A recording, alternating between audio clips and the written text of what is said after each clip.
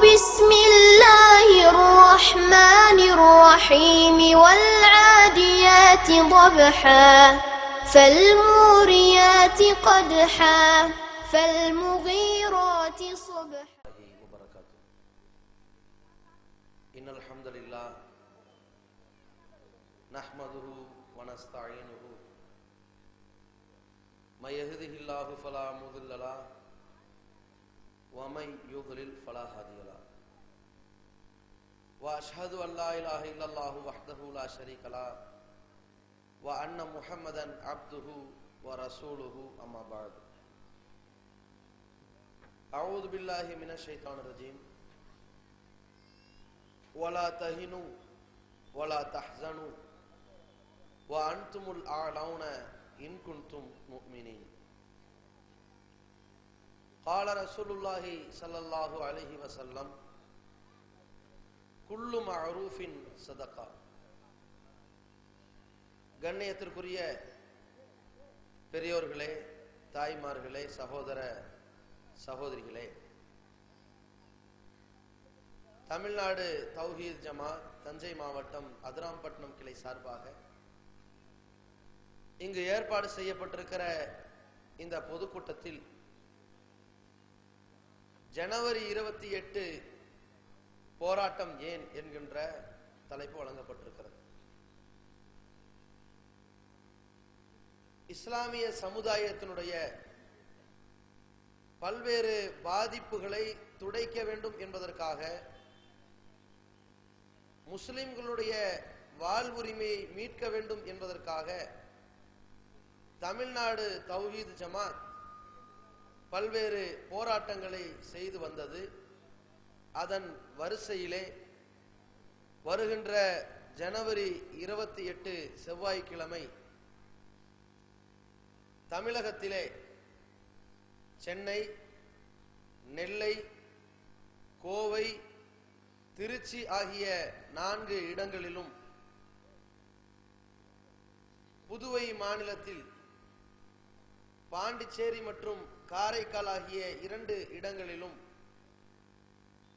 மகாராஷ்டிரா மாநிலத்தில் மும்பையிலும் வைத்து 7 போராட்டங்களை ஜனவரி 28 நாம் நடத்த இருக்கிறோம். இந்த போராட்டம் ஏன், எதற்காக நடத்தப்படுகிறது என்கின்ற ஒரு கேள்விக்கான பதிலை வழங்குவதற்கு தான் இந்த பொதுக்கூட்டம். நம்முடைய முஸ்லிம் சமுதாய மக்களிடத்திலே இந்த உரிமை மீட்பு போராட்டத்திற்கான எழுச்சி பணிகளை மேற்கொண்டிருக்கிற பொழுது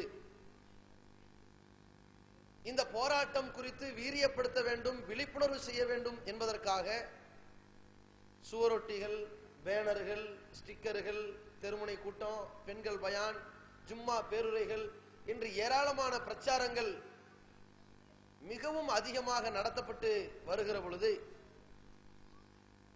இந்த போராட்டத்தை விழிப்புணர்வு செய்ய வேண்டும் என்பதற்காக இந்த போராட்டம் குறித்து எல்லா தரப்பு மக்களிடத்தில்,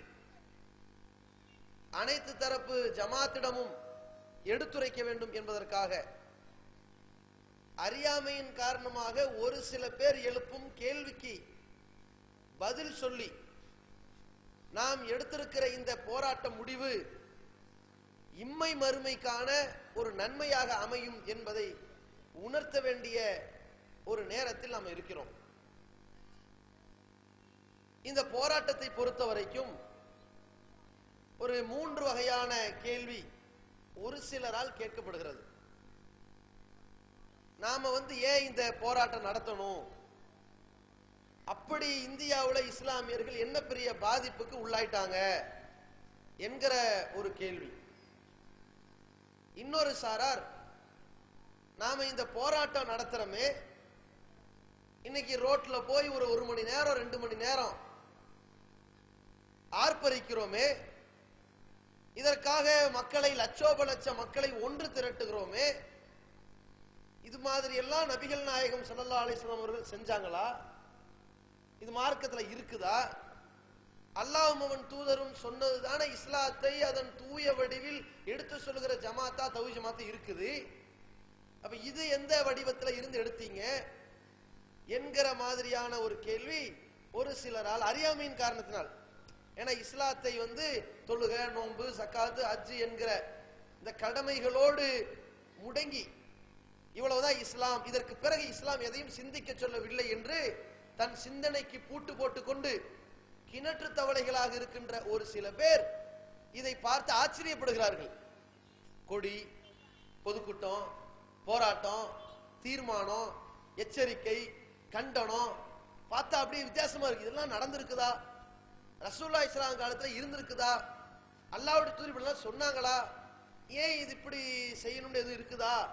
இது மார்க்கத்துல எப்படியாவது இது வலியுறுத்தப்பட்டிருக்குதா என்கிற மாதிரியான ஐயங்கள் ஒரு சிலருக்கு இருக்கிறது. மூன்றாவது ஒரு வகையான அவநம்பிக்கை. நம்ம கஷ்டப்பட்டு போராட்டம் பண்றோம், அள்ளி வழங்குறோம், இதற்காக நேரத்தை ஒதுக்குறோம். இப்படி போய் ஒரு நாள் போய் கத்திட்டு வந்ததுக்கு பிறகு நம்முடைய உரிமைகள்லாம் கிடைச்சிருமா, நம்ம இழந்த உரிமையை மீட்டிட முடியுமா என்கிற மாதிரியான கேள்வியும் வைக்கப்படுகிறது. அதை நம்ம ரொம்ப தெளிவாக அறிந்து கொள்வோமேயானால், இது குறித்த சில தெளிவுகளை விலகிக் கொள்வோமேயானால், நாம ஒவ்வொருவரும் இன்றிலிருந்து 10 பேரை இந்த போராட்டத்திற்கு அழைத்து வர வேண்டும் என்கின்ற உறுதிமொழியோடு நம்ம இத்தனை வரைக்கும் வெளிப்படையான பிரச்சாரம் எல்லாத்தையும் செஞ்சாச்சு. அடுத்து என்ன? ஒவ்வொரு இல்லங்களை தேடி சென்று ஆண்களும் பெண்களும் ஒவ்வொருவரும் தனக்கு பின்னால் ஒரு 10 பேர், தனது பொறுப்பில் ஒரு 10 பேர் என்று அழைத்து வர வேண்டிய ஒரு நிலையில் இருக்கின்றோம். அப்படி அழைத்து வர வேண்டும் என்றால் இது குறித்த தெளிவுகளை நாம் எந்த அளவிற்கு விளங்கி இருக்கிறோமோ அதை இது போன்ற அறியாமையில் உள்ள மக்களுக்கு விளக்க வேண்டிய நிலையில் இருக்கிறோம். அதை விளக்கக்கூடிய நிலையில் நாம் உருவாகுவதற்கு தான் இந்த தலைப்பு. முதல்ல நம் நாட்டில் வாழக்கூடிய முஸ்லிம் சமுதாயம் அவர்கள் தங்களை பற்றி நினைக்கிறார்களே தவிர தன்னை போன்ற முஸ்லிம்கள் இந்த நாட்டில் பல்வேறு மாநிலத்தில் படுகின்ற கஷ்டங்கள் என்ன, சிரமங்கள் என்ன, அவர்கள் எது மாதிரியான பாதிப்புகளுக்கு ஆளாகி இருக்கிறார்கள் என்பதை ஏறெடுத்து கூட சிந்திக்கிறது இல்லை. நம்ம மக்கள் நினைச்சுக்கிறாங்கன்னா, நம்ம அல்லாண்டு கணவர் வெளிநாட்டு இருக்கிறாரு, மாசமானா ஒரு 5000 10,000 அனுப்புறாரு, சாப்பிடுறோம், சொந்தமா ஒரு வீடு இருக்குது, அப்படி வாழ்க்கை போகும், நம்ம ஒரு கஷ்டத்துக்கு ஆளாவலியே என்று நினைக்கிறார்கள். ஆனால் இப்படி தன்னை மட்டும் பார்த்து கொண்டு ஒருத்தன் வாழ்ந்தானே ஆனால் அவன் மூமினே கிடையாது. நபிகள் நாயகம் ஸல்லல்லாஹு அலைஹி வஸல்லம் அவர்கள் சொன்னார்கள், தன்னுடைய விருப்பத்திற்கு எந்த மாதிரி எதிர்பார்க்கிறானோ, தனக்கு எதை ஒருவன் நேசிக்கிறானோ அதை தன்னுடைய சகோதரனுக்கும் நீங்கள் நேசிக்கும் வரைக்கும், நேசிக்கிற காலம் வரும் வரைக்கும் நீங்கள் ஈமான்தாரியாக ஆக முடியாது. லா யுக்மினு அஹதுக்கும், உங்களில் ஒருவர் ஈமான் கொண்டவராக ஆக முடியவே முடியாது. எதுவரைக்கும் தெரியுமா? ஹத்தா யுஹிப்ப லி அஹீஹி மா யுஹிப்பு லி நஃப்ஸிஹி, தனக்கு விரும்புவதை தன் சகோதரனுக்கு விரும்பும் காலம் வந்தால் மட்டும்தான் நீங்க ஈமான்ல பரிபூர்ணம் அடைய முடியும் என்று நபிகள் நாயகம் ஸல்லல்லாஹு அலைஹி வஸல்லம் சொல்லியிருக்கிறாங்க. அப்ப நாம் எதை நமக்கு விரும்புறோமோ அது மாதிரி நம் சகோதரனுக்கு இருக்குதா, அப்படி நிம்மதியா இருக்கிறாங்களா என்று பார்க்க வேண்டும். நபிகள் நாயகம் ஸல்லல்லாஹு அலைஹி வஸல்லம் அவர்கள் சொன்னார்கள், அல் முஸ்லிமு அஹுல் முஸ்லிம், ஒரு முஸ்லிம் இன்னொரு முஸ்லிமுக்கு சகோதரன் ஆவான். அந்த முஸ்லிம் இன்னொரு முஸ்லிமுக்கு எப்படி இருக்க வேண்டும்? ஒரு சிறந்த மூமின் எப்படி இருக்க வேண்டும்? அல் முஃமினு மன் அமினஹுன் நாசு மின் திமாயிஹிம் வ அம்வாலிஹிம், யார் மூலமாக மக்கள் தங்களுடைய உயிரை காத்துக் கொள்கிறார்களோ, யார் மூலமாக மக்கள் தன்னுடைய பொருளாதாரத்தை காத்துக் கொள்கிறார்களோ அவர்தான் சிறந்த மூமின் என்று சொன்னார்கள். அந்த அடிப்படையில் நாம் இந்த நாட்டில் வாழ்கிறோம்.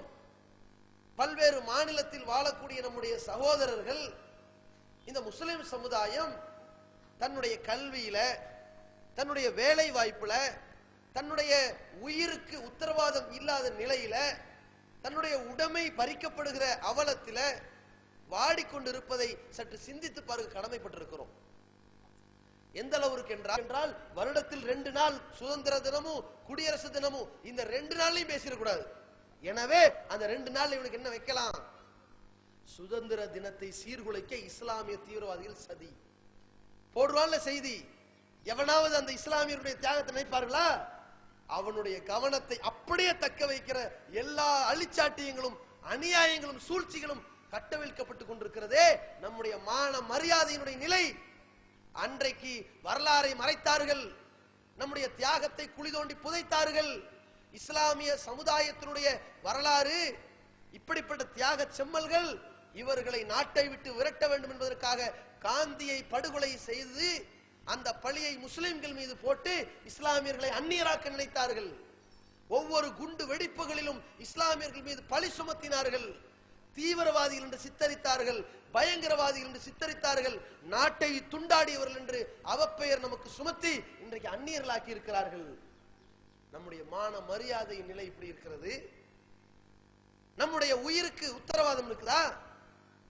இந்த நாட்டில் எந்த இடங்கள்ல எல்லாம் பாருங்க, எல்லா இடங்களிலும் இன படுகொலைகள்.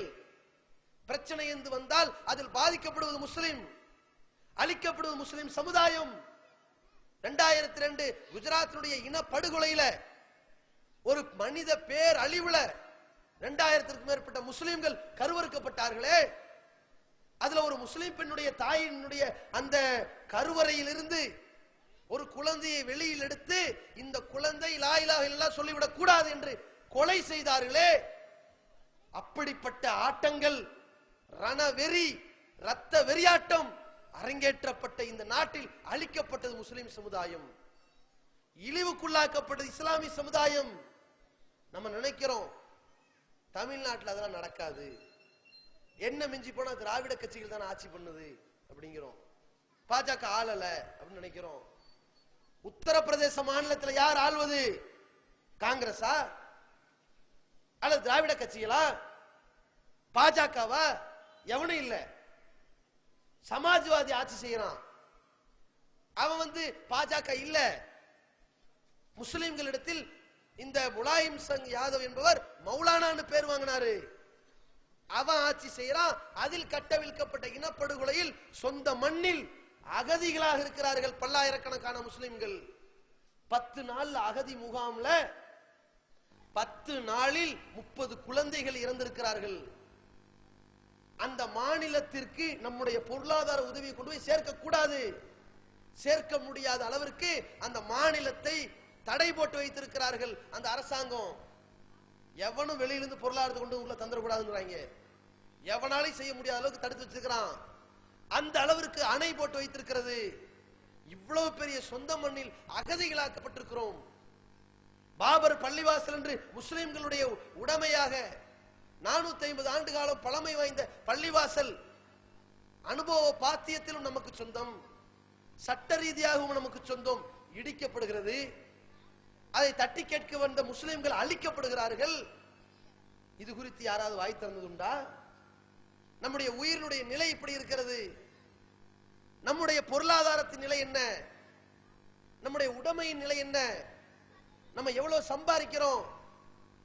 இதை பற்றி நீதிபதி ராஜேந்திர சச்சார் அவர்களும் ரங்கநாத் மிஸ்ரா அவர்களும் பல்வேறு அறிக்கைகளை சமர்ப்பித்திருக்கிறார்கள்.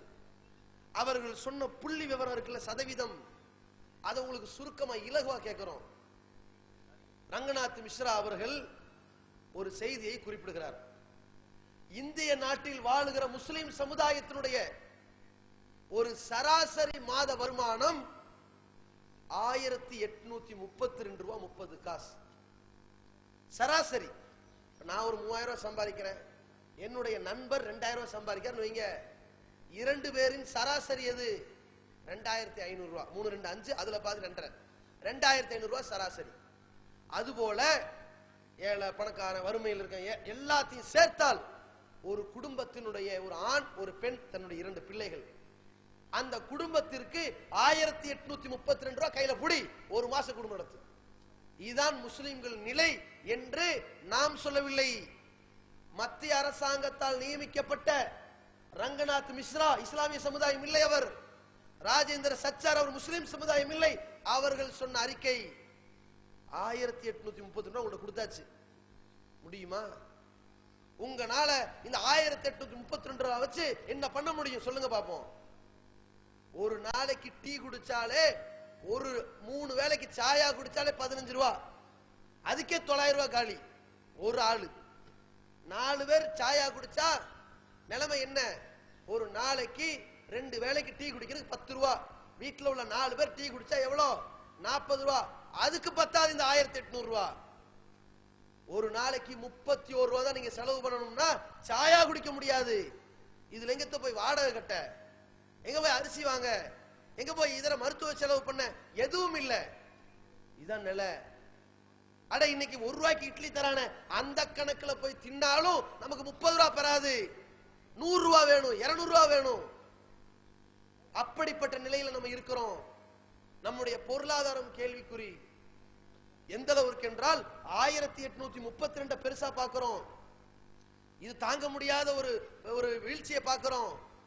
இதை விட வீழ்ந்து போன இஸ்லாமிய சமுதாயம் கேரளாவில் இருக்கிறது. அதை விட வீழ்ந்து போனவர்கள் வட மாநிலத்தில் இருக்கிறார்கள். ராஜேந்திர சச்சார் அவர்கள் ஒரு குழுவை அனுப்பி முஸ்லிம் சமுதாயத்தை பற்றிய அந்த நிலைகளை எடுத்து பரிந்துரை செய்கிறார். அது சொல்கிறார், முஸ்லிம் சமுதாயம் எந்த அளவுக்கு பாதிக்கப்பட்டிருக்கிறார்கள் தெரியுமா? உத்தரப்பிரதேச மாநிலம் மதுரா என்கிற பூமிக்கு போகிறார்கள். கிருஷ்ண ஜென்ம பூமின்னு அவன் சொல்ற இடம். ராம ஜென்ம பூமின்னு அயோத்தியை சொல்ற மாதிரி மதுரா கிருஷ்ண ஜென்ம பூமின்னு சொல்றான். அந்த இடத்துக்கு போறாங்க. அதுல முஸ்லிம்கள் ஒரு கலவரத்தால் இனப்படுகொலையால் பாதிக்கப்பட்டிருக்கிறாங்க. அந்த ஊர்ல போய் ஜமாத்தினுடைய முத்தவழியை சந்திக்கிறார்கள். ஊர் நிலவரம் எப்படி இருக்குது, மக்கள் எவ்வளவு கஷ்டப்படுறாங்க என்பதை கேட்டறிவதற்கு இந்த விசாரணை குழு ஜமாத் தலைவரை சந்திக்கிறது. முத்தவழி என்ன செய்கிறார்? அவர்களை அழைத்து உபசரிப்பு செய்கிறார். அந்த பணிக்கர் என்பவர் அந்த விசாரணை குழுக்கு சென்ற அந்த பணிக்கர் அவர்கள் சொல்கிறார்கள், மிகுந்த உபசரிப்பு வழங்கப்பட்டது. என்ன உபசரிப்பு? கூட்டிட்டு போய் முர்த்தபா பட்டாங்களா, இல்ல பிரியாணி கொடுத்தாங்களா? மிகுந்த உபசரிப்பு என்ன சொல்கிறார் என்றால், நாங்கள் உள்ளே நுழைந்தவுடன் அந்த இல்லத்தில் கீழே அமர்வதற்கு தரை சரியில்லை. பெட்டிக்கடை போன்று இருந்த அந்த இடம், அந்த அறை, அமர்வதற்கு இருக்கை இல்லை. ஆனால் இந்த ஜமாத் தலைவர் வந்தவர்களை கண்ணியப்படுத்த வேண்டும் என்பதற்காக தன்னுடைய காய்கறி வியாபாரம் செய்யக்கூடிய தள்ளு வண்டியிலிருந்து காய்கறிகளை ஓரம் கட்டி வைத்துக் கொண்டு ஒரு சிமெண்ட் சாக்கை போட்டு அந்த வண்டியை கொண்டு வந்து வீட்டுக்குள்ள விடுறாரு. இதுல உட்கார்ந்து இதான் இருக்கை, இப்ப எங்கள்கிட்ட கேளுங்க, நாங்க நின்று பதில் சொல்றோம் என்று வந்தவர்களை அமர வைத்து விட்டு உபசரிப்பு செய்திருக்கிறார்கள் என்றால், அதை சொல்லுகிற பொழுது ராஜேந்திர சச்சார் அவருடைய கமிட்டி அறிக்கை சொல்கிறது, கேரளாவில் 13% முஸ்லிம்கள் மாத வருமானம் 300 ரூபாய்க்கு வாழ்ந்துகிட்டு இருக்கிறான். ஒரு நாளைக்கு 10 ரூபாய் சம்பாதிக்கிறான். இவர்களை விட தேவல, அவர்களை விட படுமோசமாக இவர்கள் இருக்கிறார்கள் என்றால் நம் சமுதாயத்தினுடைய பொருளாதார நிலை புரிகிறதா? அட இவர்களுடைய நிலை எப்படி? மேற்கு வங்காளத்தில் இன்னைக்கு நம்ம போடுகிற சட்டை 200 ரூபாய், 300 ரூபாய், 500 ரூபாய், 1000 விற்கிறான். எல்லாம் இறக்குமதி எங்க பெங்களூரு, சென்னைன்னு வருது. எல்லாம் கல்கத்தால கொண்டு வருவான், ஒரிசால கொண்டு வருவான். அங்க தைக்கக்கூடிய ஒரு சட்டையினுடைய விலைக்கு எவ்வளவு? 8 ரூபாய். 8 ரூபாய்க்கு சட்டை தைக்க போறான். எப்படி சம்பாதிக்கிறான்னு பாருங்க. நம் சமுதாயம் எவ்வளவு நெருக்கடியில் அங்க வாழ்ந்துகிட்டு இருக்குன்னு பாருங்க.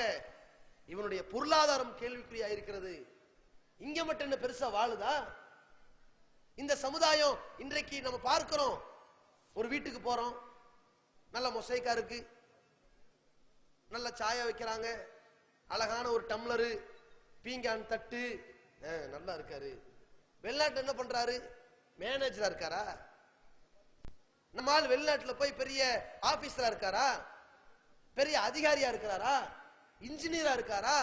சாப்ட்வேர் டெவலப்மெண்ட்ல முக்கியஸ்தரா இருக்கிறாரா? என்னவா இருக்கிறாரு? இந்த சமுதாயத்தில், முஸ்லிம் சமுதாயத்தில் மட்டும்தான் வெளிநாட்டுக்கு செல்லக்கூடியவர்கள் அதிகம். ஏன்? உள்நாட்டில் சம்பாதிக்க இயலல. 10ஆம் வகுப்பு படிக்கிறான். 23 கோடி முஸ்லிம்கள்ல 12 கோடி முஸ்லிம்களுக்கு கையெழுத்து போட தெரியல.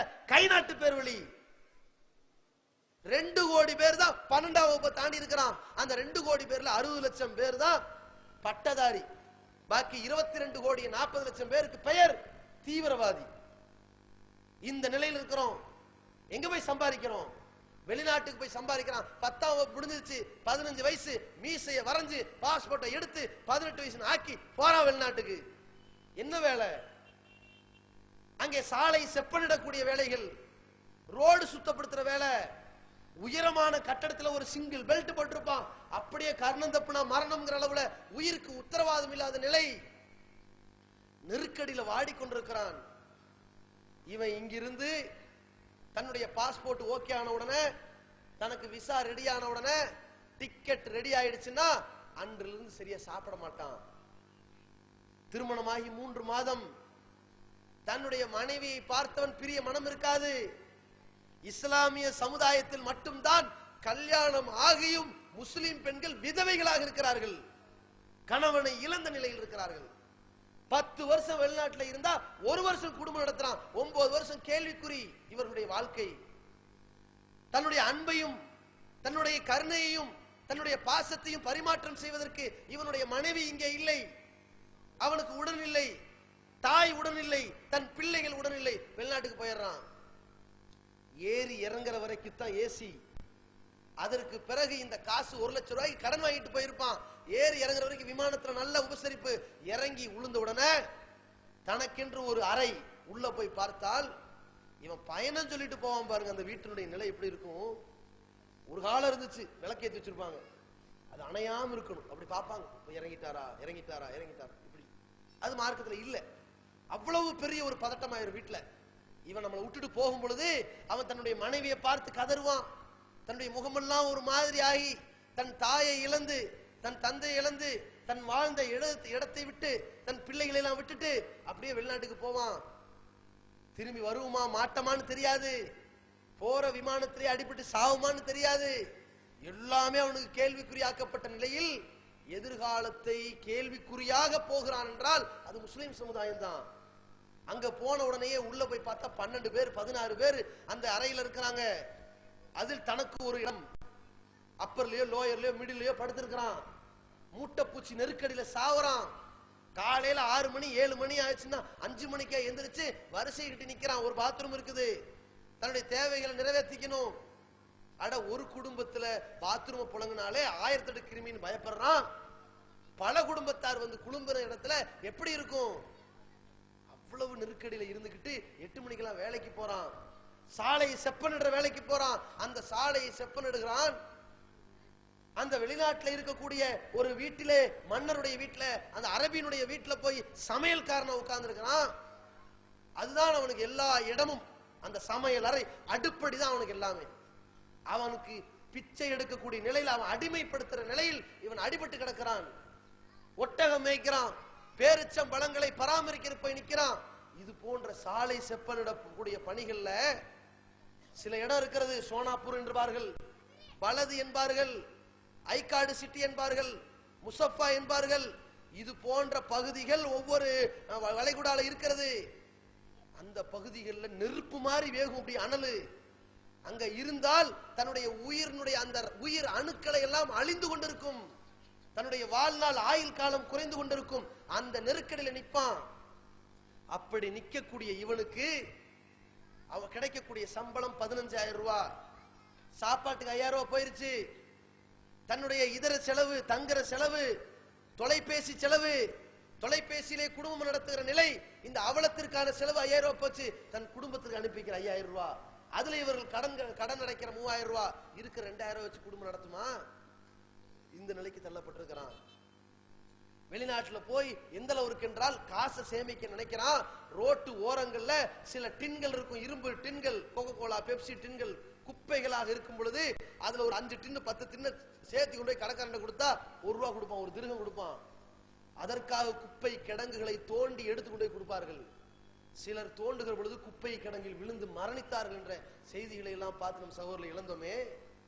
இது போன்று நம்முடைய நிலை கேள்விக்குறியாக்கப்பட்டிருக்கிறதே. இதற்கு என்ன விடிவு காலம்?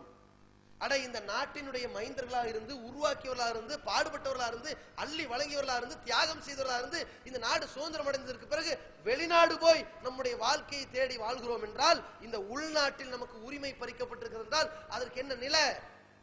அதுக்கு போராட வேண்டாமா? இதற்காக வேண்டி களம் காண வேண்டாமா? நம்முடைய உயிருக்கு உத்தரவாதம் இல்லை, நம்முடைய பொருளாதாரத்துக்கு உத்தரவாதம் இல்லை, நம்முடைய மான மரியாதைக்கு உத்தரவாதம் இல்லை. இதற்கு என்ன செய்ய வேண்டும்? ஆர்ப்பரிக்க வேண்டாமா?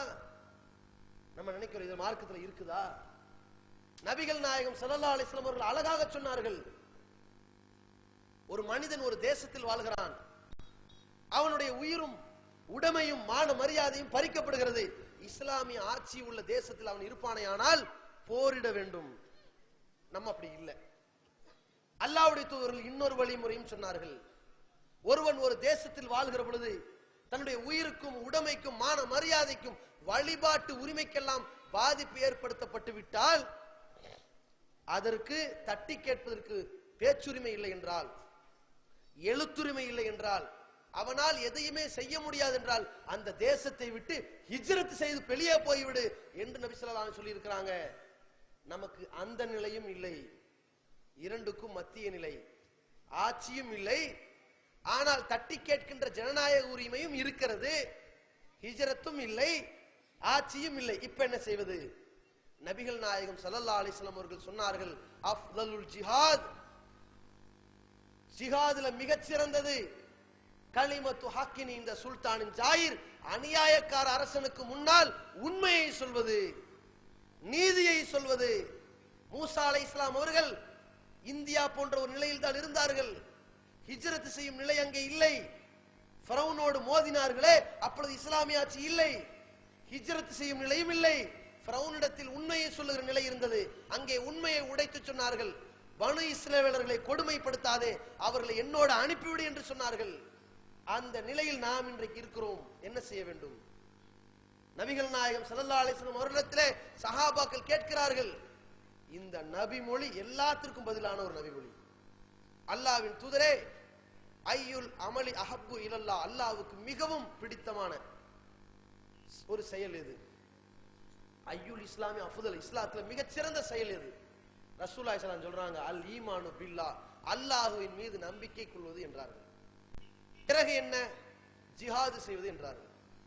அல்லாஹ்வின் தூதரே, தர்மங்களில் எல்லாம் மிகச்சிறந்த தர்மம் எது அப்படின்னு கேட்கிறாங்க.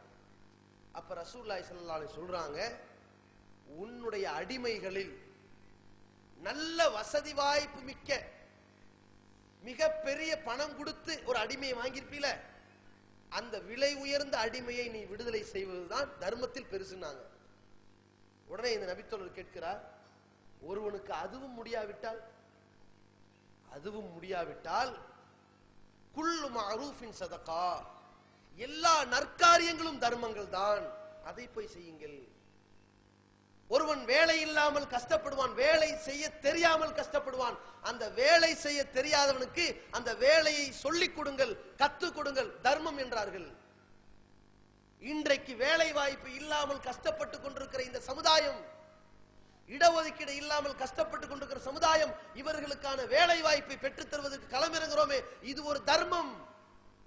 இடஒதுக்கீட்டின் அருமை சும்மாவா? அட, இடஒதுக்கீட்டினுடைய அருமை பெருமையை சொல்வதாக இருந்தால் ஒரு சில உதாரணங்கள். கோயம்புத்தூர்ல ஒரு சுன்னத் ஜமாத்து பள்ளிவாசல் நிர்வாகத்திடம் நம்முடைய சகோதரர் சந்திக்கிறாங்க. எந்த அளவுக்கு என்றால், கோவை மாவட்டத்தில் 150 பள்ளிவாசல், 78 பள்ளிவாசலை சந்தித்து விட்டார்கள். அதுல ஒரு பள்ளிவாசல்ல நல்ல வரவேற்பு கொடுத்து 50,000 ரூபாய் செக்கு கொடுத்து, இந்த போராட்டத்தின் மூலமாக இஸ்லாமிய சமுதாயத்தின் இடஒதுக்கீட்டை மீட்டு தந்த ஒரு சமுதாயம் இந்த தௌஹீத் சமுதாயம் என்றார்கள். அப்படி நம்பி கொடுக்கிறோம், நீங்க கண்டிப்பா மக்கள்கிட்ட விலை போகல என்று கொடுத்தார்கள். இந்த 50,000 உங்களுக்கு பத்தாது, இன்னும் பெரிய போராட்டம் நீங்க நடத்திருக்குது, செலவு இருக்குது, வர ஜும்மா வசூலை எடுத்துங்கன்றாங்க. அது போன்று ஒரு ஹெட் மாஸ்டர் போய் சந்தித்தோம். அந்த ஹெட் மாஸ்டருடைய பதில் என்ன தெரியுமா? 2006 ஜனவரி 29 போராட்டத்திற்காக என்னிடம் காசு கேட்டு வந்தீர்கள், நான் தனியார் பள்ளிக்கூட வாத்தியார். இடஒதுக்கீடு போராட்டம் என்ற உடனேயே சூரியனை பார்த்து நாய் குலைச்சா யாருக்குடா வாய் வலிக்கும் என்றேன். ஆனால் நீங்கள் போராட்டம் நடத்தி அதன் மூலமாக ஈட்டுக் கொடுத்த 3.5% இடஒதுக்கீட்டால் இன்றைக்கு நான் அரசாங்க தலைமை ஆசிரியர் ஆக்கப்பட்டேன் என்றார். என்னுடைய முதல் மாச சம்பளம் தாங்க. இதுதான் இடஒதுக்கீட்டின் நிலை. இடஒதுக்கீட்டினுடைய அருமையை பாருங்கள். கன்னியாகுமரியில 2007 இடஒதுக்கீடை அடைந்த நேரம் 2008 அது அமலுக்கு வந்துருச்சு. 12ஆம் வகுப்பு படிச்ச பையன் தன்னுடைய கட் ஆஃப் முன்ன பின்ன வருது. முஸ்லீம் என்ற காரணத்தினால் 200 டாக்டரா 7 டாக்டர் முஸ்லீம், இடஒதுக்கீடு இருக்குது, நேரா உள்ள வந்துட்டான். எந்த செலவு இல்லாமல் டாக்டர் சீட் கிடைச்சிருச்சு. அந்த சகோதரனை பார்த்து, அவனுக்கு முந்தைய செட்டில் இருந்தானே 2007 12ஆம் வகுப்பு முடித்தவன், அவன் சொன்னான், நான் 2007 படித்து முடித்தேன், 12ஆம் வகுப்பை முடித்தேன், எனக்கு 1.5 மார்க் கட் ஆஃப்ல போய் எனக்கு டாக்டர் சீட்டு கிடைக்கல, பாண்டிச்சேரியில 8 லட்சம் ரூபாய் என் தகப்பனார் கடன் வாங்கி கொடுத்து இன்றைக்கு நான் அந்த கடனை அடைக்க முடியாமல் சிரமப்பட்டு படித்துக் கொண்டிருக்கிறேன். ஆனால் எனக்கு அடுத்த வருடம் நீ வந்தாய், இடஒதுக்கீட்டின் மூலமாக இவ்வளவு லட்சங்களை மிஞ்சி களமிறங்கி விட்டாயே. அவன் கேட்கிறான், ஒரு வருடத்திற்கு இவனை விட முன்னாடி நான் பிறந்தது நான் செய்த பிறவி குற்றமா? இந்த ஒரு சகோதரன் வருத்தப்படுகிறான் நினைத்து விடக்கூடாது. இந்த நாட்டின் 23 கோடி முஸ்லிம்கள் வேதனைப்படுகிறார்கள். இது போன்று இடஒதுக்கீடு இல்லாமல் பல உரிமைகளை இழந்து கொண்டிருக்கிறோமே, இவர்களுக்கு என்ன நிலை? அதற்குத்தான் இந்த போராட்டம். ரசூலுல்லாஹி ஸல்லல்லாஹு அலைஹி வஸல்லம் நபித்தோழர் கேட்கிறார், அல்லாஹ்வின் தூதரே, தர்மம்னா எது? அப்ப ரசூலுல்லாஹி ஸல்லல்லாஹு அலைஹி வஸல்லம் சொல்றாங்க, ஒருவன் ஒரு பொருளை தொலைத்திருப்பான், காணாமல் போன பொருளை தேடிக்கொண்டிருப்பான், அவனுக்கு அதை எடுத்து கொடு, அது தர்மம் என்றார்கள். இன்றைக்கு அந்த தர்மத்தை நாங்கள் செய்து கொண்டிருக்கின்றோம். இன்றைக்கு 1947க்கு முன்னால் இஸ்லாமிய சமுதாயத்திற்கு 16% இடஒதுக்கீடு இருந்தது. அதை நாங்கள் இழந்திருக்கிறோம், தொலைத்து விட்டோம், காணாமல் போய்விட்டது. அந்த காணாமல் போன இடஒதுக்கீடை தேடி பிடிப்பதற்காக இன்றைக்கு போராட்டம் நடத்தி கொண்டிருக்கிறோம் என்றால் இந்த தர்மத்தை செய்து கொண்டிருக்கிறோம். நபி ஸல்லல்லாஹு அலைஹி வஸல்லம் அவர்கள் அந்த நபித்தோழர் இன்னொன்றையும் கேட்டுவிட்டார். இது எல்லா சமுதாயத்திற்கும் மிக தெளிவான ஒரு பதிலாக கேட்டுவிட்டார். எப்படி தெரியுமா? அல்லாஹ்வின் தூதரே, ஒருவனால் நற்காரியங்களே செய்ய முடியவில்லை, காணாமல் போன பொருளை எடுத்துக் கொடுக்க முடியவில்லை, மக்கள் சிரமப்படுவதிலிருந்து மீட்க முடியவில்லை, தர்மம் செய்ய வசதி இல்லை, அதே நேரத்தில் அவனுக்கு எதுவுமே இல்லாத நிலையில் அவன் எப்படி தர்மம் செய்வது? நபி ஸல்லல்லாஹு அலைஹி வஸல்லம் சொன்னார்கள், நீ யாருக்கும் எந்த தீங்கும் செய்யாம சும்மா கட, இது பெரிய தர்மம் என்றார்கள். யாருக்கு? சில பேர் இருக்காங்கல்ல, என்னடா இப்ப மட்டும் போராட்டத்துக்கு புரிய, வரதட்சணை கூடாது எங்களை திட்டுறீங்க, ஜமாத்தை திட்டுறீங்க, இப்ப மட்டும் போராட்டம்னா எல்லாருக்கும் தான் போராட்டம். நபிகள் நாயகம் ஸல்லல்லாஹு அலைஹி வஸல்லம் சொன்னார்கள், அத்தீனு அன்-நஸீஹா, மார்க்கம் என்பது பிறர் நலம் நாடுவது. எப்படி நாடணும்? தௌஹீத் ஜமாத் உறுப்பினர் இருக்கா, உனக்கு ஓகே, நீ யாரா இப்படியா? நபிகள் நாயகம் ஸல்லல்லாஹு அலைஹி சொன்னார்கள், ஆம்மத்தில் முஸ்லிமீன், எல்லா அனைத்து தரப்பு முஸ்லிம்களிடத்திலும் நலம் நாடுங்கள் என்றார்கள். 73 கூட்டத்துக்கு நலம் தான். ஏன்? ரசூலுல்லாஹி ஸல்லல்லாஹு அலைஹி வஸல்லம் சொன்னார்கள், உங்கள்ட்ட 1000 கருத்து வேறுபாடு இருந்தாலும் ஆம்மத்தில் முஸ்லிமீன், அனைத்து தரப்பு முஸ்லிம்கள் விஷயத்திலும் நலம் நாட வேண்டும் என்றார்கள். அதற்கு இந்த போராட்டம். இவங்க கேட்கிறான், போராட்டம் எல்லாம் பண்ண கிடைச்சிருமா?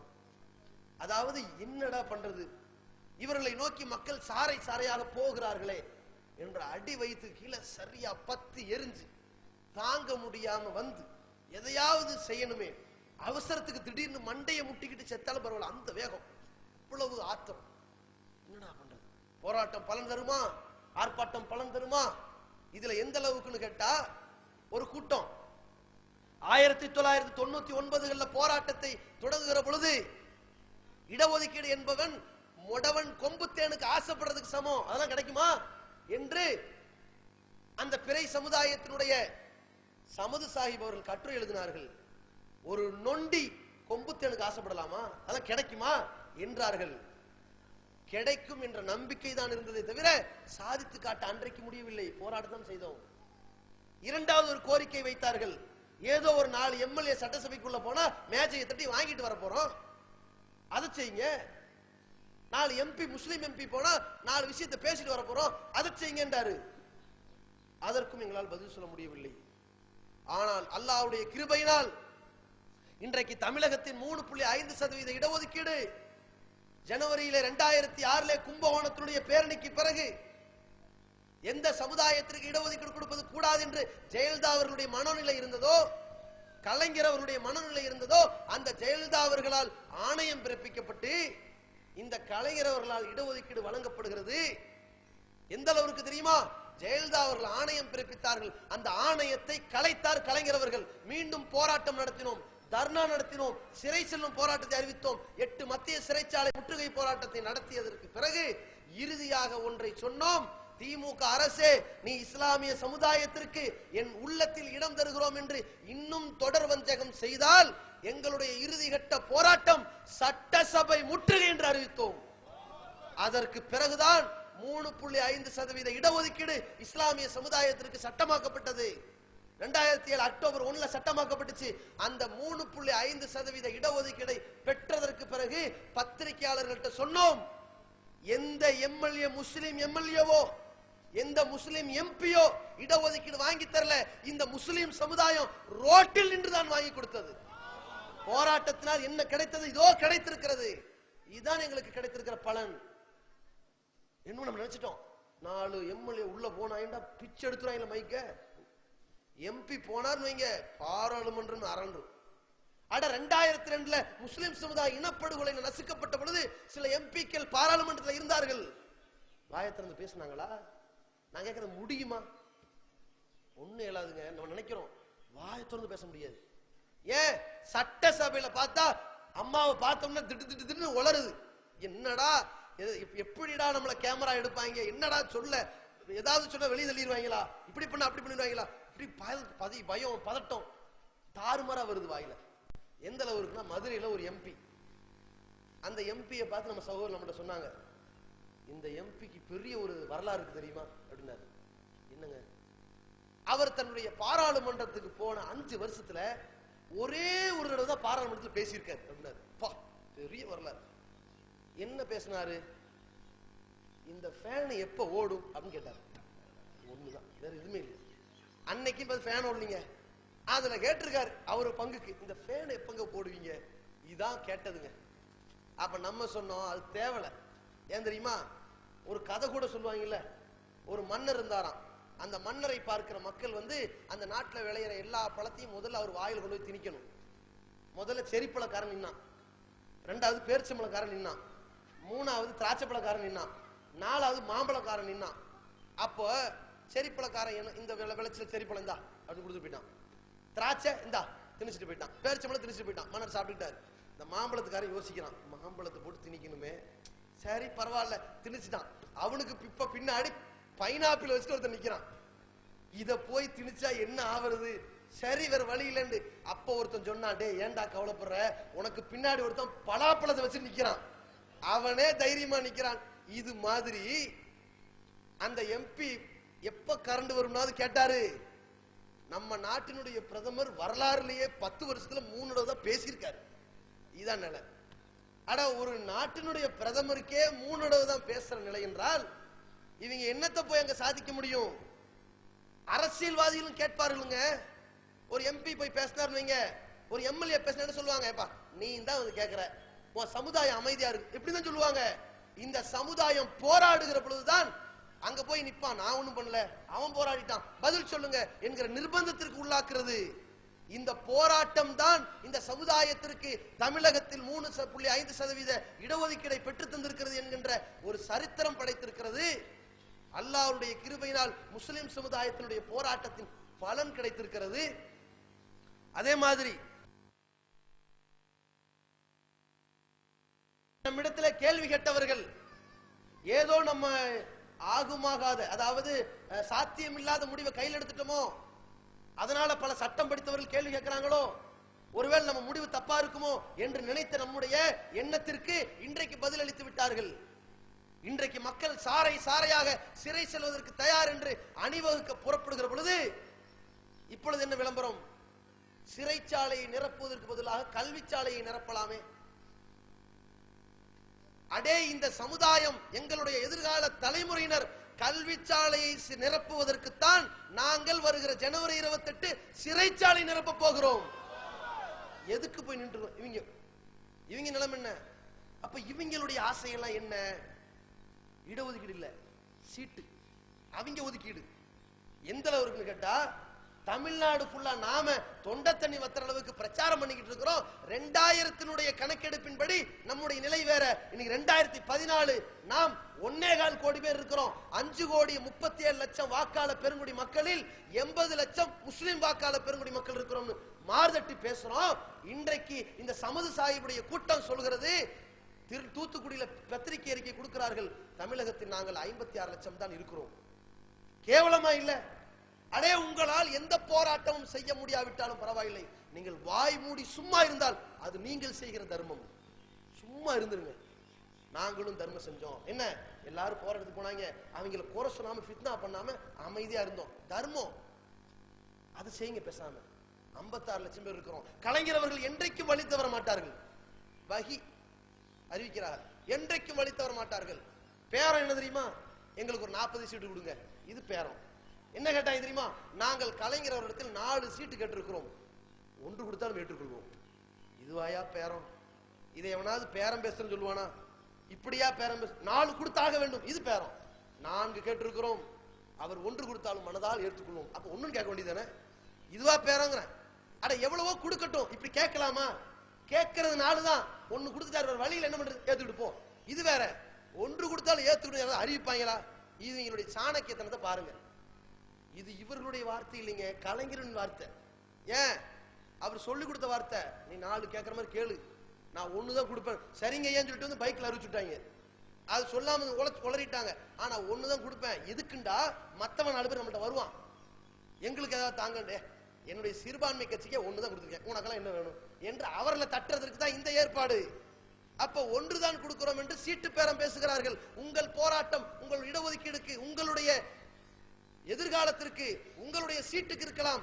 எங்களுடைய போராட்டம் இந்த சமுதாயம், எங்களுடைய தலைமுறையினர் 1999 வாழ்வுரிமை மாநாட்டின் பொழுது எல்லா மக்களும் வந்து கலந்திருந்த அந்த இடத்தில் வைத்து சொன்னது, இந்த ஏகத்துவவாதிகளுடைய சூளுரை, நாங்கள் உங்களை காட்டி எம்எல்ஏ சீட்டு கேட்க மாட்டோம், எம்பி சீட்டு கேட்க மாட்டோம், வாரியத்தை கேட்க மாட்டோம், வார்டு எலெக்ஷன்ல கூட நிக்க மாட்டோம் என்று சொன்னோம். இன்னைக்கும் சொல்கிறோம், இன்ஷா அல்லாஹ் அதே கொள்கையில் நீடிப்போம். அந்த வீரத்தோடும் வீரியத்தோடும் தான் இன்றைக்கு போராட்டத்துக்கு அழைக்கிறோம். 1995களில் நம்முடைய போராட்டத்தின் பொழுது 25 பேர் இருந்தார்கள். இன்றைக்கு 2010 ஜூலை 4 சென்னை தீவுத்திடல் இருக்குது. 1995ல அதே சென்னை தீவுத்திடல்ல ஒரு போராட்டம் நடந்துச்சுங்க. எவ்வளவு பேரு? 20 பேர். இந்த விழிப்புணர்வு, இந்த வீரியம், மக்கள் கொண்ட நம்பிக்கை, இன்றைக்கு 2010 ஜூலை 4 சென்னை தீவுத்திடல்ல கூடிய மக்கள் எவ்வளவு? 15 லட்சம் பேர். இதுதான். அதன் அடுத்த கட்டமாகத்தான் இன்றைக்கு வருகின்ற ஜனவரி 28ஆம் நாள் 1947 கேலண்டரும் 2014ஆம் ஆண்டு கேலண்டரும் ஒண்ணு. அது தெரிஞ்சுக்கங்க. அன்னைக்கு 1947ல ஜனவரி 28ல இடஒதுக்கீடை பெற்றிருந்தோம். ஆனால் ஆங்கிலேயனை விரட்டுவதற்காக தூக்கி எறிந்தோம். இன்றைக்கு இதே 2014 ஜனவரி 28 செவ்வாய்க்கிழமையில இடஒதுக்கீடை பெறுவதற்காக போராட்ட களத்தை அறிவித்திருக்கின்றோம். தமிழகத்தின் 4 இடம், அதில் உங்களுக்கு திருச்சி. மத்தியில் ஆளுகின்ற காங்கிரஸ் அவர்களுடைய கனவு கோட்டை, எப்படியாவது பிஜேபியை இவர்கள் ஆதரிக்க மாட்டார்கள், நமக்கு தாண்டா ஓட்ட குத்துவான் என்று நினைத்தார்கள். ஆனால் இவர்களுக்கு தக்க பாடம் புகட்டியது ஆம் ஆத்மி. டெல்லியில வச்சாங்கல்ல ஆப்பு, எப்படி இவன் வச்சான்? பாஜகவுக்கு தாமரையான், அந்த பூவை பார்த்து ஓட்டு போட்டுருவாங்களாம். இன்னொருத்தன் பார்த்தா கை, எங்க கையை பார்த்து ஓட்டு போட்டுருவாங்க. இவனுக்கு என்ன சின்னம் கொடுக்கலாம்? தொடப்ப கட்டையை கொடுக்கலாம்னு கொடுத்தாங்க. இவங்க நினைச்சது என்னண்டா, டெல்லியில இருக்கிறவங்களா எஜுகேட்டட் பீப்புள்ஸ், அவங்க எல்லாம் தொடப்ப கட்டைக்கு ஓட்டு போடுவாங்களா அப்படின்னு. அதுக்கப்புறம் தான் தெரியுது இந்த தொடப்ப கட்டை 2 பேரையும் விரட்டுறதுக்கு வந்திருக்க தொடப்ப கட்டை. அடிச்சது இல்ல, கட்ட கடன்னு போனாங்க இல்ல. இந்த நிலைதான். ஒன்றை புரிந்து கொள்ளுங்கள், முஸ்லிம் சமுதாயத்திற்கு இடஒதுக்கீடு தருகிறோம் என்று வாக்குறுதி அளித்து தொடர்ச்சியாக ஏமாற்றிக் கொண்டிருக்கிற காங்கிரஸ், பாபர் பள்ளிவாசல்ல வழிபாட்டு உரிமையை தடுத்த காங்கிரஸ், அவருடைய ஆட்சி காலத்தில் இடித்த காங்கிரஸ், இப்படியெல்லாம் பல துரோகத்தை செய்த இந்த காங்கிரஸ் இருக்கின்ற தேர்தல் அறிவிக்கிற நாட்களுக்கு முன்னால் நீ இடஒதுக்கீடு அளித்தால் உன்னை காத்துக் கொள்ளலாம், இல்லை என்றால் உன்னுடைய வரலாறு மண்ணோடு மண்ணாக மூழ்குவது உறுதி. மாநிலத்தில் இருக்கக்கூடிய முதல்வர் அவர்கள் 3.5% இடஒதுக்கீடு போதுமானதல்ல. இதே திருச்சியில வந்து பேசினார்கள், மரியம் பிச்சைக்கு ஆதரவு கேட்டு சொன்னார்கள், நான் ஆட்சிக்கு வந்தால் உயர் தருவேன் என்றார்கள். 2 ஆண்டுகள் ஆகிவிட்டது, 2.5 ஆண்டு ஆகிவிட்டது, இன்னும் வாய் திறக்கவில்லை. உங்களுக்கு நாங்கள் ஒரு இறுதி இலக்கு வைக்கிறோம். நீங்களும் பிரதமர் ஆவதற்காக ஆசைப்பட்டுக் கொண்டிருக்கிறீர்கள். யாரும் ஆகலாம், ஆசைப்பட்டுக்குங்க, அது உங்க ஆசை. இடஒதுக்கீடு வேணுங்கிறது எங்க ஆசை. எங்க ஆசையை நீங்கள் நிறைவேற்றினால் நாங்கள் ஓட்டு வங்கிகள் தான். எங்களுடைய பிளாங்க் செக் உங்கள்ட்ட கொடுத்துறோம், எவ்வளவு வேணாலும் நிரப்பிக்கங்க, 40க்கு 40 ஜெயிச்சிருவீங்க. ஆனால் நீங்கள் எங்களுக்கு இடஒதுக்கீடு கொடுக்காமல் ஏமாற்றினால் உங்க அக்கௌண்ட்டை நாங்க க்ளோஸ் பண்ணி நாங்க தனி அக்கௌண்ட்டை தொடங்குவோம். அந்த ஒரு கூட்டம் வேறு ஒரு அணியை ஆதரித்து இன்றைக்கு பாசிச வெறியர்களுக்கும் காங்கிரஸ் கயவர்களுக்கும் பதிலடி கொடுக்கிற கூட்டமாக ஒன்று வரும், அதை செய்வோம். இன்றைக்கு காங்கிரஸ் நிலை 150க்கு மேல முக்காது திணறாது தான் நிலை. பாஜக இந்த மோடி அலை வீசுதுனாங்கல்ல, அலை வீச வீச அழிஞ்சுக்கிட்டு போயிட்டே இருப்பாங்க. 150 தாண்ட மாட்டான். இந்த மோடி அலையை ரொம்ப அதிகம் வீசினாலும் 140 தாண்ட மாட்டான். வச்சுங்களா இந்த நிலை. இவன் என்ன பில்டப்? திருச்சியில வந்து பார்த்தீர்களா, லட்சோப லட்ச மக்கள் காலி சேர காட்டிட்டு லட்சோப லட்ச மக்கள் திரண்டார்கள். எல்லாம் கல்லூரியில கூட்டிட்டு வந்து உட்கார வச்ச ஆட்கள். அவங்களுக்கு கல்லூரியில் லீவை போட்டு எல்லாரையும் கூட்டு வந்துட்டாங்க. பாதி மாணவர்கள் ஊரை சுத்தி போயிட்டாங்க. கூட்டு வந்து உட்கார வச்சது என்ன பேரம்? எல்லாருக்கும் பிரியாணி கொடுக்கிறது பேரம். இந்த மோடி கேட்கிறார், மக்களே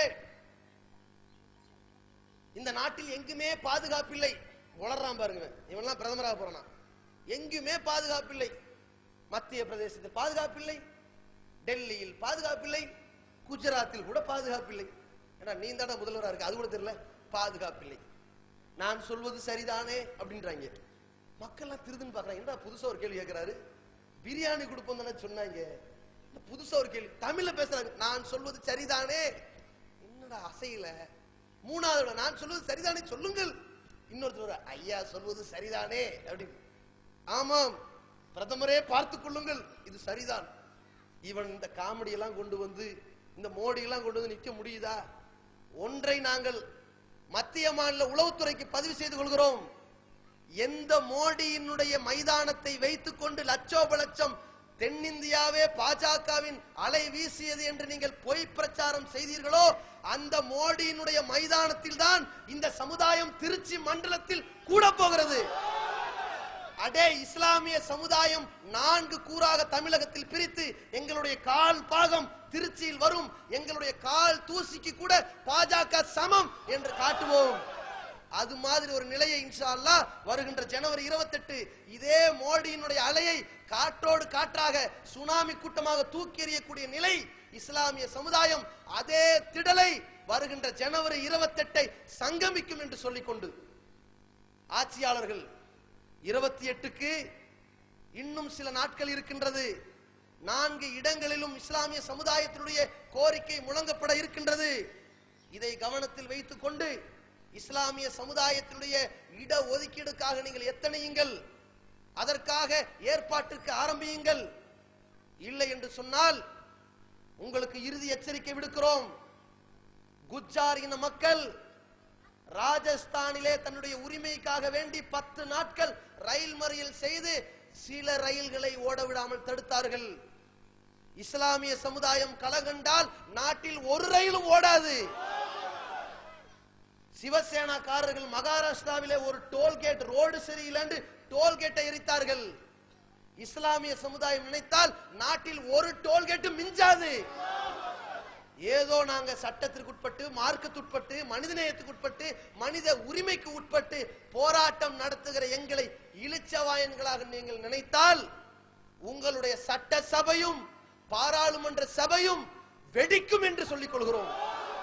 இந்த மக்கள் கூட்டம் அடுத்து போராடக்கூடிய இடம், அந்த வாசல் இந்த சட்டசபையாக இருக்கும் என்று சொல்லிக் கொள்கிறோம்.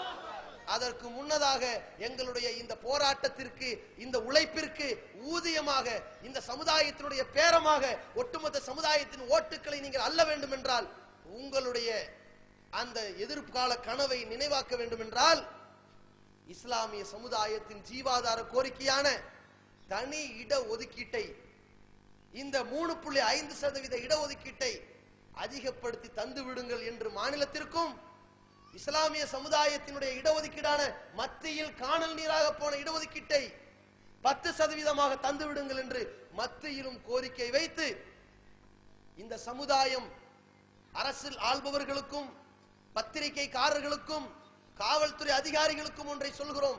நாங்கள் சொல்லக்கூடிய நிலையில் தான் இருக்கின்றோம். ஏன் தெரியுமா?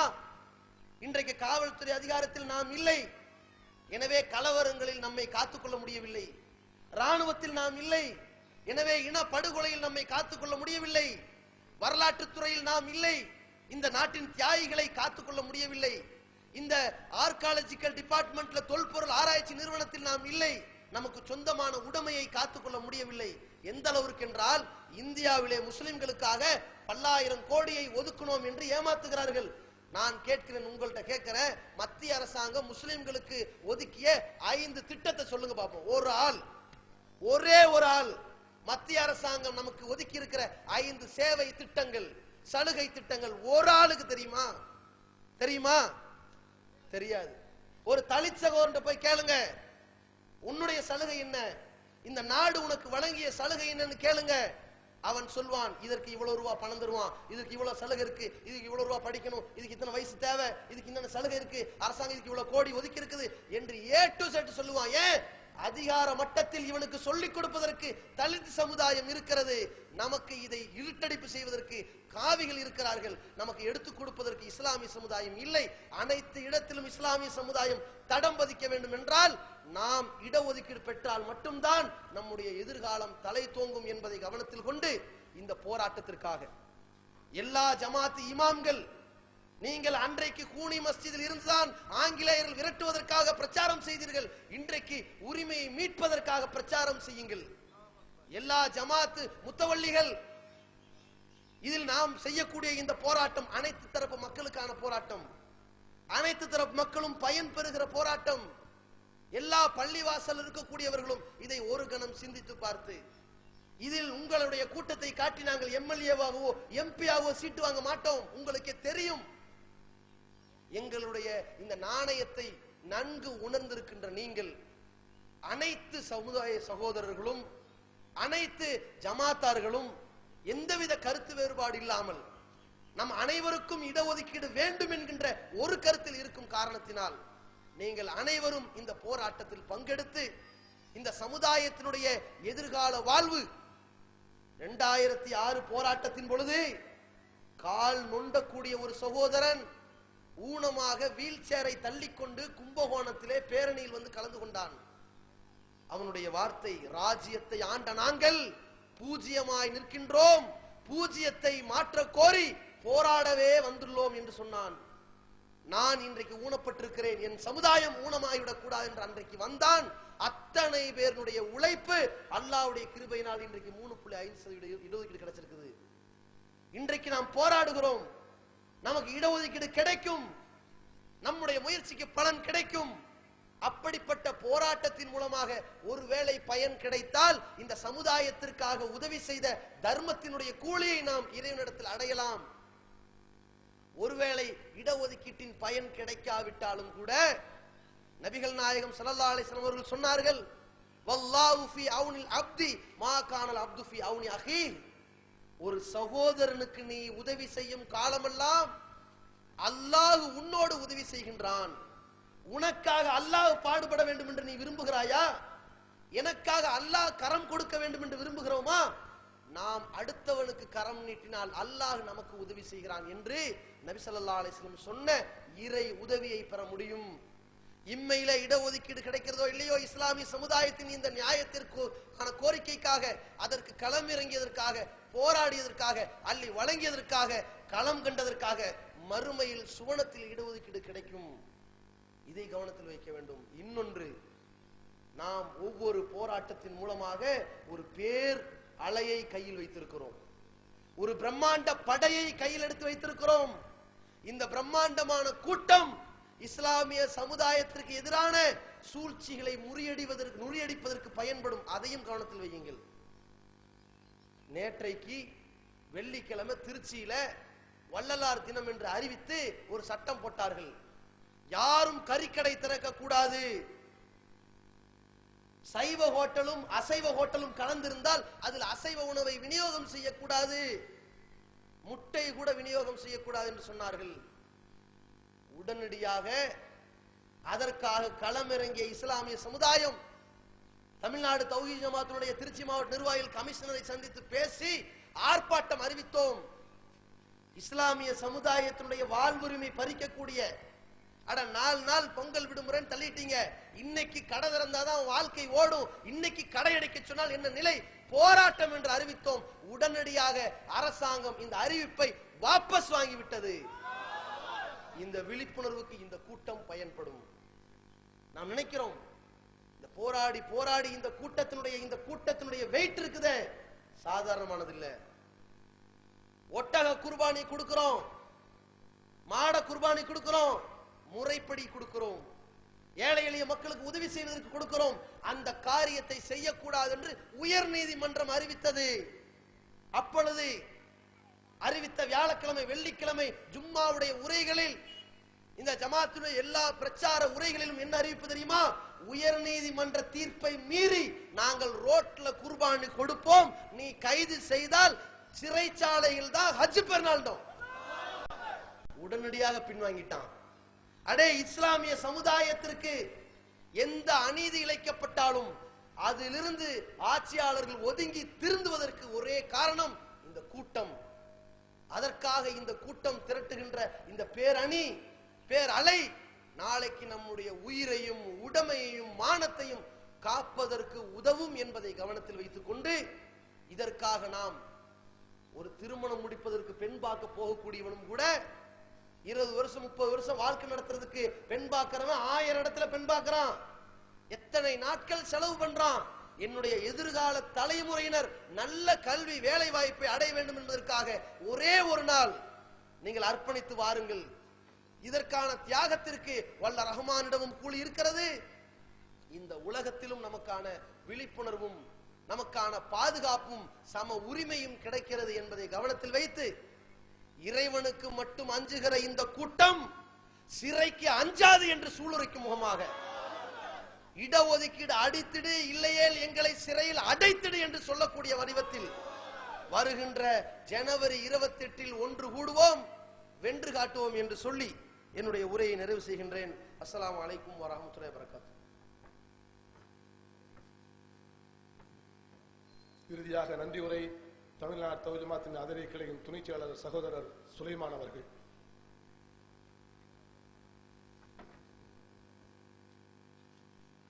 அஸ்ஸலாமு அலைக்கும். இந்த நிகழ்ச்சியை சிறப்பாக அமைத்து தந்த வல்ல ரஹ்மானுக்கு முதலாவதாக நன்றியை தெரிவித்துக் கொண்டு, இந்த நிகழ்ச்சிக்கு அனுமதியும் பாதுகாப்பும் வழங்கிய காவல்துறைக்கும் மற்றும் உளவுத்துறைக்கும் நன்றியை தெரிவித்துக் கொள்வதோடு, இந்த பொதுக்கூட்டத்தில் கலந்து கொண்ட அனைத்து சகோதர சகோதரிகளுக்கும் நன்றியை தெரிவித்துக் கொள்கிறோம். நல்ல முறையில் மேடை அமைத்து தந்த சாரா மண்டபத்திற்கும் ஒளி அமைத்து தந்த பக்கர் வாய்ஸுக்கும் நன்றியை தெரிவித்துக் கொள்கிறோம். அஸ்ஸலாமு அலைக்கும். ஒரு சிறிய அறிவிப்பு. இன்ஷா அல்லாஹ் ஜனவரி மாதம் 28ஆம் தேதி அதிராம்பட்டினத்திலிருந்து ஒவ்வொரு முஹல்லாவுக்கும் தனித்தனியாக வாகனம் ஏற்பாடு செய்யப்பட்டிருக்கிறது. நேரம் காலை சரியாக 7:30 மணிக்கெல்லாம் நீங்கள் தயாராக இருக்க வேண்டும். தயவு செய்து செல்லக்கூடிய பெண்களுக்கு வழிவிட்டு ஆண்கள் கொஞ்ச நேரம் நின்று பிறகு செல்லுமாறு கேட்டுக்கொள்கிறோம். இன்ஷா அல்லாஹ் துஆ ஓன கலந்து செல்லுமா கேட்டுக்கிறோம். உங்களுக்கு இது நம்மளுடைய ஒழுங்கு. இது பிடிச்சிருக்க 2 நிமிஷம். அதனால அதிராம்பட்டின வாசிகள் இன்ஷா அல்லாஹ் வருகின்ற மாதம் ஜனவரி 28ஆம் தேதி அன்று காலை சரியாக 7:30 மணிக்கெல்லாம் நீங்கள் இருக்கின்ற இடத்திற்கே வாகனம் வந்துவிடும். நீங்கள் செய்ய வேண்டியது சரியாக 7:30 மணிக்கெல்லாம் ஆண்களும் பெண்களும் தயாராக இருக்க வேண்டும் என்று கேட்டுக்கொண்டு இந்த கூட்டத்தை முடித்துக் கொள்கிறோம். சுப்ஹானக அல்லாஹும்ம வ பிஹம்திக அஷ்ஹது அல்லா இலாஹா இல்லா அன்த அஸ்தக்ஃபிருக வ அத்தூபு இலைக். அஸ்ஸலாமு அலைக்கும்.